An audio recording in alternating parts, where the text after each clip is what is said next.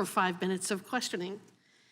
One of the things that strikes me as I listen to your testimony today and the discussion that we've had is I often say that government is always trying to fix its last solution.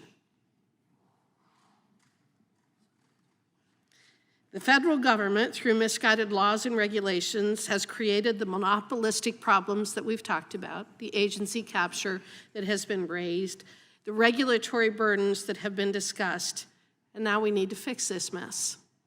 And the PRIME Act is an excellent step in that direction.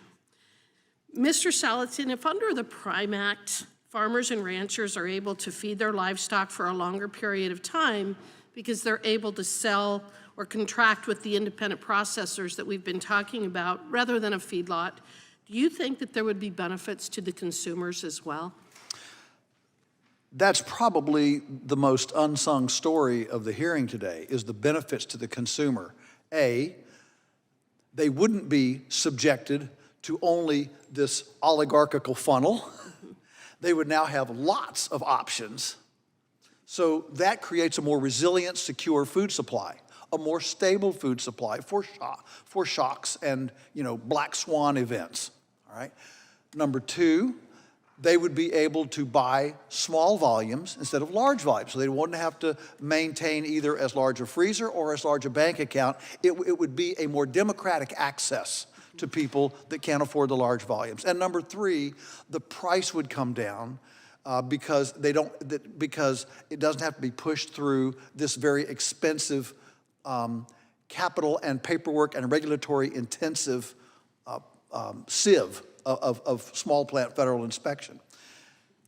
And I would suggest finally that that they would know more where their meat came from, and there would actually be more overall accountability within the system, from traceability, responsibility, all those kinds of things would happen because it is a smaller it's a more relational, intimate transaction rather than a nameless, faceless label on a supermarket shelf.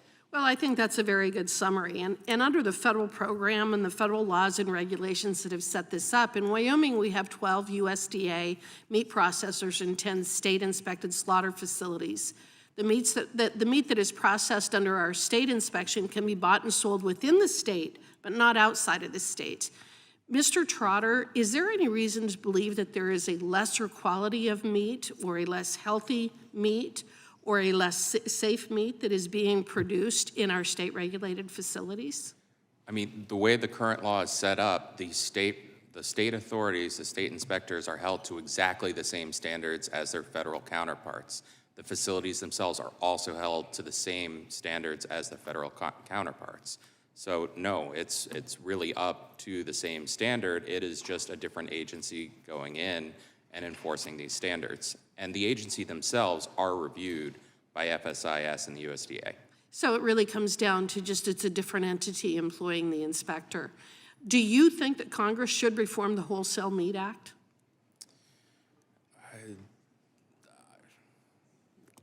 I'm not sure I could comment quite as well as some of the other people here on that, but it's something definitely worth looking at. Okay. Do you have any policy recommendations for the subcommittee today?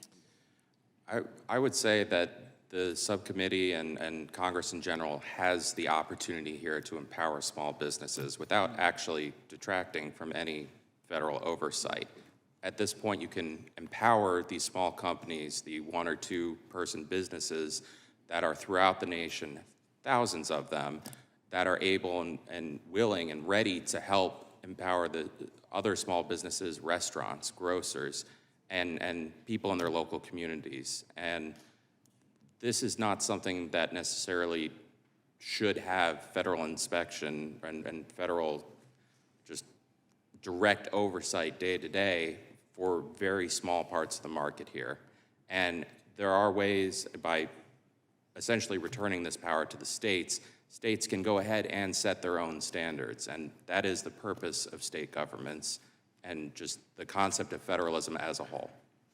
You know, Mr. Salatin, you said something today that really resonated with me, and you used the word freedom. And that really is the foundation of our Constitution and our republic. I respect the fact and understand and appreciate your understanding of how freedom is related to the very topics that we're discussing today. All four of you have been wonderful witnesses.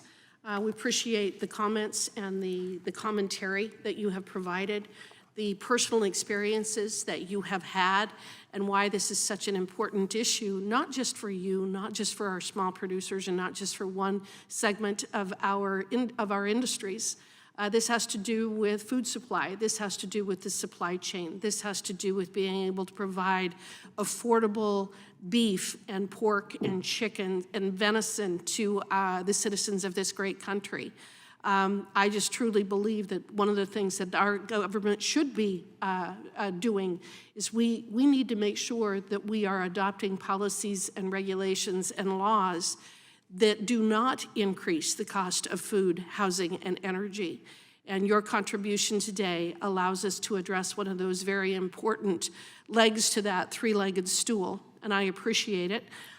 With that, I believe that that concludes today's hearing, and we thank you again for appearing before the committee today. If I might, Madam Without Chair. all, what is it? I'd just like to make a closing comment.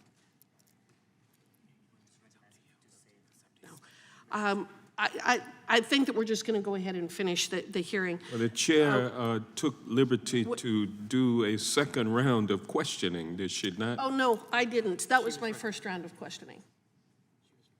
I had Matt